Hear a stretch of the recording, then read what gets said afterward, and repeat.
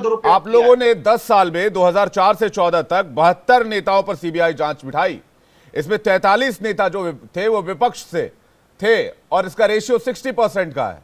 और ये मैं नहीं कह रहा हूं, ये रिपोर्ट कह रही है। नहीं है विवेक जी, जी मैं आधे परसेंट की बात कर रहा हूं, आधा परसेंट। ठीक है, सतीश लखेरा कुछ कह रहा हूं, अजय जी आपके पास आ रहा हूं। सतीश लखेरा जी आपका जवाब बोलिए। जी नहीं, कांग्रेस के लोग जब संविधान की बात, नियम कानून की बड़ी बड़ी बातें करते हैं, जिन्हें 10 साल के महाभ्रष्टाचार के बाद जनता ने आज कहां बैठा दिया है। उत्तर प्रदेश में तीसरे चौथे नंबर की रह गई है।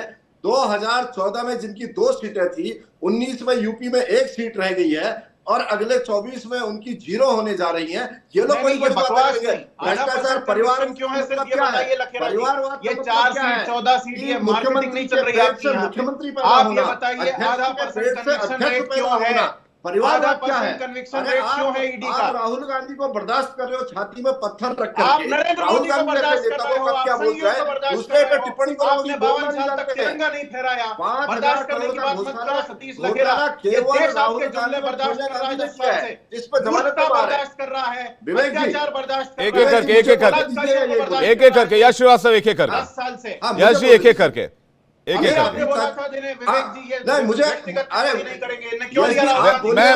मैं सबसे रिक्वेस्ट कर रहा हूं, प्लीज किसी पे पर्सनल कमेंट मत कीजिए। मैं रिक्वेस्ट, हाथ जोड़ के रिक्वेस्ट कर रहा हूं, विनम्र निवेदन है, आप सभी मेरे माननीय हैं, प्लीज पर्सनल कमेंट ना करें। अभी यश जी कह रहे हैं कि 5,000 करोड़ का मात्र घोटाला। अरे 5,000 करोड़ का तो केवल नेशनल हेराल्ड का घोटाला है, जिसमें एजेएल और वाईआईएल यंग इंडिया लिमिटेड का घोटाला है, जो कोर्ट में मामला है, जिसके खिलाफ ये कोर्ट में जा चुके हैं, मुंह की खा चुके हैं। मात्र गांधी परिवार का, और गांधी घोटाला है, 1 रुपया खर्च नहीं किया। नहीं 1 रुपया खर्च नहीं सतीश जी, बात तो इस पर हो रही है कि आखिरकार जो विपक्ष से उठकर नेता आपके पास आ जाते हैं, उनके खिलाफ क्या जांच बंद हो जाती है? उनके खिलाफ एक्शन बंद हो जाता है? सतीश जी, अजय जी, इसके बाद में आ रहा हूं आपके पास। विवेक जी, आप एक नेता बताइए, एक नेता कि जिस नेता पे भारतीय जनता पार्टी में आने के बाद कार्रवाई बंद हुई हो या केस वापस किया। पहली चीज।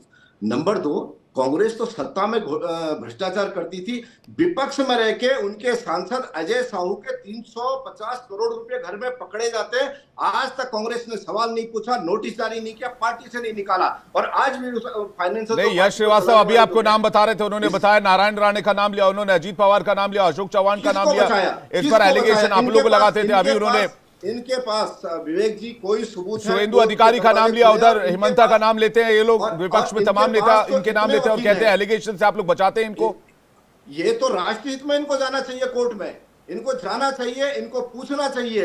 जब ये बिना बात के ठीक है, बम धमाकों वाले, मैं अजय जी के पास जा रहा हूं जी। ठीक है अजय जी, करप्शन के नाम पर सियासत या करप्शन पर एक्शन?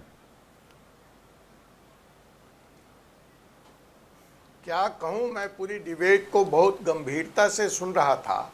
मतलब झूठ का ऐसा माया जाल इस चैनल पे और तमाम मीडिया में ये फैलाते हैं, या तो ये पढ़ के नहीं आते, या इनके पास जानकारी नहीं है, या इनका जो मीडिया विंग है, टूल किट विंग है, इनको ऐसी ऐसी बेबुनियादी बातें कहने को यहाँ भेजता है। देखिए, पिछले साल 14 की 14 पार्टियाँ, जो सारी बात यहाँ पे बोली गई हैं, इन्हीं मुद्दों पर सुप्रीम कोर्ट गई। कांग्रेस के बड़े नेता अभिषेक मनु सिंघवी ने यही चार्ज लगाया और सुप्रीम कोर्ट से इस पे छूट मांगी, इस पे कार्रवाई चाहा। सुप्रीम कोर्ट ने कहा, mister Abhishek Manu Singhvi, are you withdrawing your petition और शुड बी डिसमिस्ड। उन्होंने झूठ के इस पोल को सुप्रीम कोर्ट के डर से विड्रॉ कर लिया।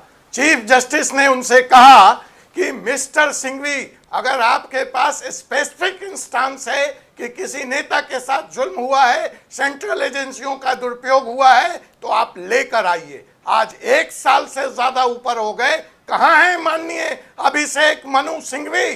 कहां है कांग्रेस पार्टी? कहां है 14 पार्टियां? क्यों नहीं जाती सुप्रीम कोर्ट अगर इनके साथ अन्याय होगा?